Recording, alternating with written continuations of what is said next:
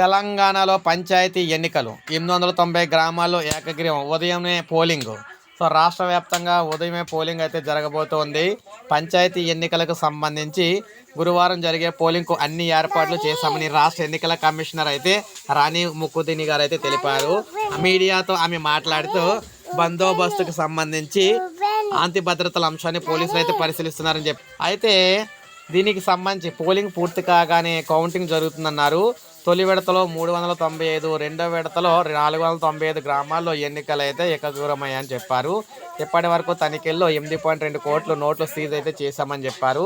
50,000 మంది సివిల్ పోలీసులు విధుల్లో ఉంటారని, 60 ప్లటూన్స్ బృందాలు బయట నుంచి అయితే వచ్చాయని చెప్పేసి అన్నారన్నమాట. సో ఏది ఏమైనా ఉదయమే స్టార్ట్ అవుతుంది, 8 గంటలకైతే ముందు నుంచే పోలింగ్ అయితే స్టార్ట్ అవుతుంది అనమాట తెలంగాణ వ్యాప్తంగా. సో ఇది మనకు తాజా సమాచారం.